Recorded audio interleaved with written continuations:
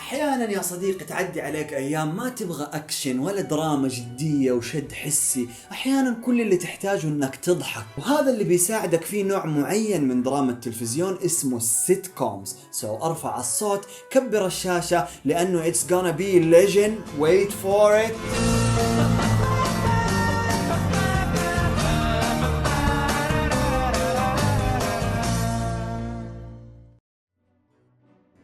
ديري ما بين ثلاثينات وأربعينات القرن العشرين اخترع وأصبح جاهز للاستعمال التجاري جهاز غير شكل العالم.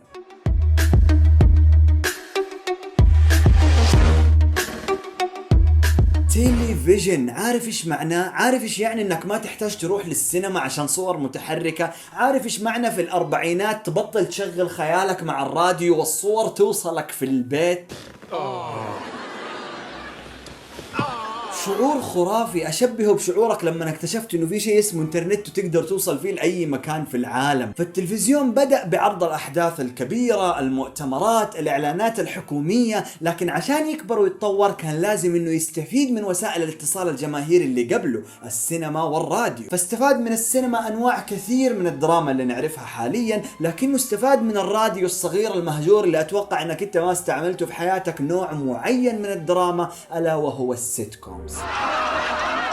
سيتويشن كوميدي أو كوميديا الموقف زي ما يعبر اسمها، هي سلسلة حلقات يعرض فيها مواقف كوميدية تحصل بين شخصيات معينة في أماكن معينة مثل البيت أو المدرسة أو المكتب، وتستمر حلقاتها لمواسم طويلة في حال نجحت طبعا. هذا النوع كان ماشي في الراديو، لكن مع انتقاله للتلفزيون أصبح تفاعلي أكثر. صرنا نشوف الشخصيات والأماكن، وأصبحنا قادرين على التفاعل مع الشخصيات ومقارنتها بأنفسنا. دائما ما تصور السيت كومز في استديوهات داخلية، وغالبا كل سيت كوم يتم تصويره ب3 كاميرات، كاميرا أساسية واسعة الزاوية وكاميرتين في الجوانب لتصوير الكلوز أبس.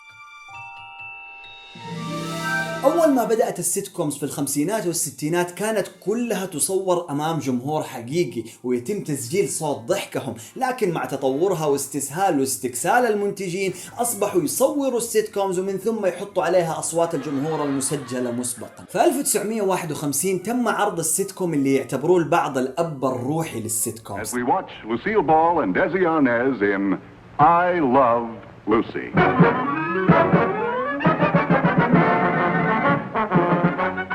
يمكن انت ما تعرفه، لكن صدقني لو سألت امك ولا ابوك عنه اكيد مر عليهم بطريقة او باخرى. I Love Lucy هو اللي اصل اسلوب ال3 كاميرات في التصوير، وكان من انجح المسلسلات على التلفزيون الامريكي. تمت ترجمته ودبلجته لعشرات اللغات حول العالم. All right girls, now this is your last chance. If one piece of candy gets past you and into the packing room unwrapped, you're fired.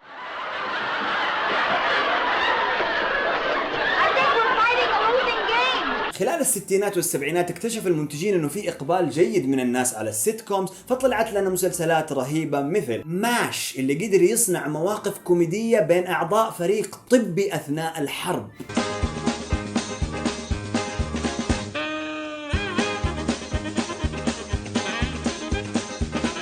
تشيرز اللي ايضا خرج من اطار البيت او المكتب او المدرسة وقدروا يصنعوا مواقف كوميدية في بار كل اللي فيه يعرفوا اسمه.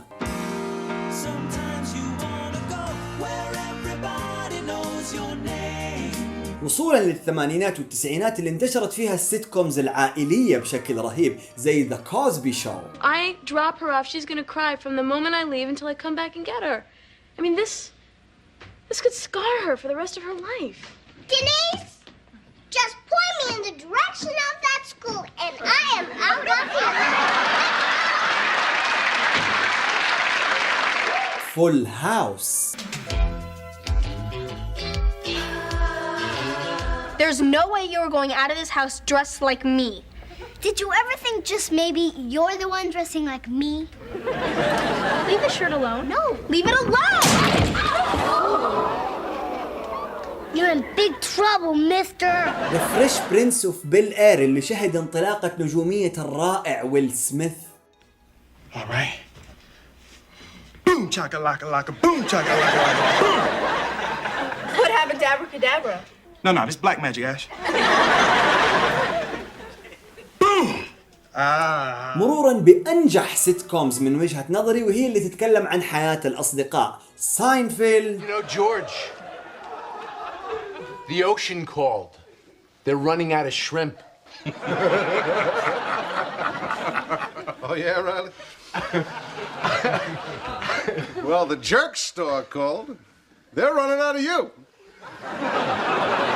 What's the difference? You're their all-time bestseller. And Friends. The winning bid was a whopping $20,000. I won. That was my guess. What? I guessed 20,000. Joey, it is an auction. You don't guess, you buy. What? طبعا وصولا للألفينات صار عندنا فئات مختلفة من السيت كوم، زي السيت كومز الخاصة بالمراهقين والأطفال مثل هانا مونتانا.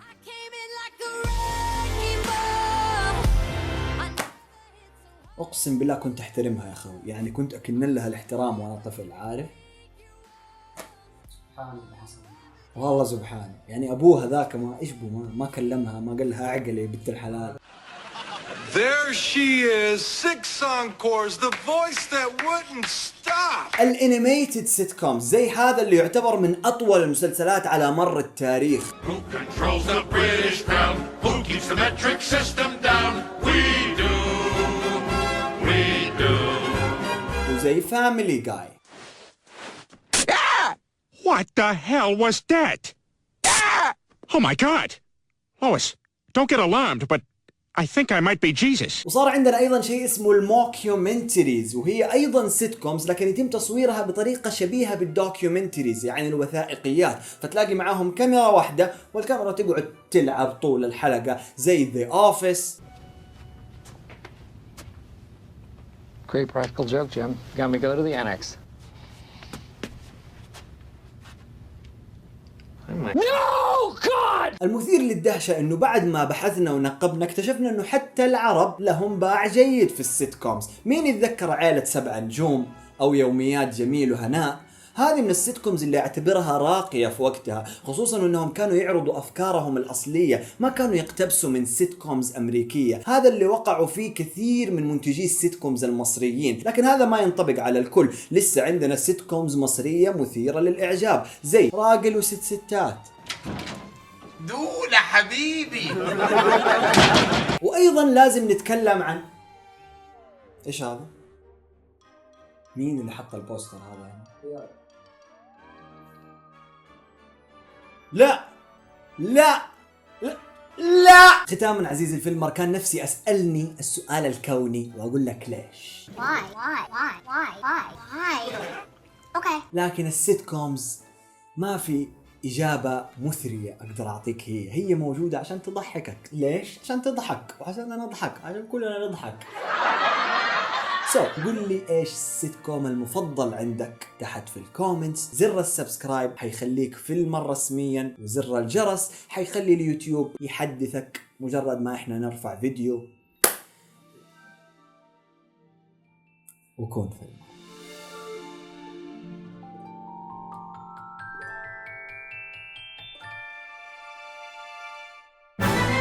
مسجل إذا كان صوت الضحك مسجلا وأنا قاعد أكذب.